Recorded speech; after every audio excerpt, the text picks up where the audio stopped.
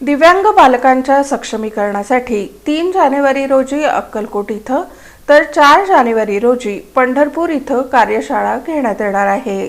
अब normal home मानवी संशोधन संस्था संचलित रामकृष्ण सेवा प्रकल्प सक्षम दिव्यांग सेवा केंद्र सोलापूर इथं गेल्या 3 वर्षांपासून सोलापूर दिव्यांग बालक आणि त्यांचे पालक, विशेष शिक्षक, संस्था प्रतिनिधी यांच्यासाठी विविध विषयांवर कार्यशाळा आणि मार्गदर्शनपर उपक्रमांचं आयोजन केलं जात आहे.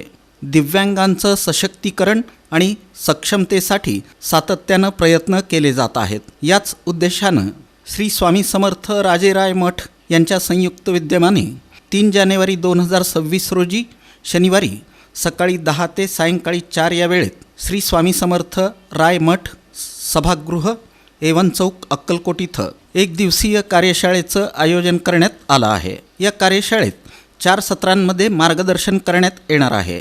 सशक्तीकरणासाठी शारीरिक, मानसिक, बौद्धिक, सामाजिक आणि व्यावहारिक या 5 विषयांवर एकत्रितपणे काम करणं हा कार्यशाळेचा मुख्य उद्देश आहे.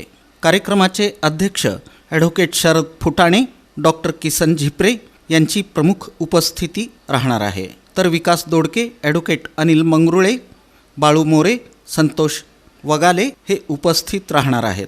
या प्रशिक्षणासाठी कोणतंही शुल्क नसून दिव्यांगांच्या सर्वांगीण विकासासाठी आणि समाजातील जागृतीसाठी हा कार्यक्रम महत्त्वपूर्ण ठरणार आहे. त्यामुळं अक्कलकोट, दक्षिण आणि उत्तर सोलापूर तालुक्यातील सर्व दिव्यांग बालक, पालक आणि संस्थेच्या प्रतिनिधींनी यामध्ये सहभागी होण्याचं आवाहन आयोजकांनी केलं आहे. त्याचबरोबर VXL पंढरपूर यांच्या संयुक्त विद्यमाने 4 जानेवारी 2026 रोजी रविवारी सकाळी 10 ते दुपारी 3 या वेळेत वात्सल्य हॉस्पिटलजवळ दत्तनगर लिंक रोड पंढरपूर इथं 1 दिवसीय कार्यशाळेचं आयोजन करण्यात आलं आहे.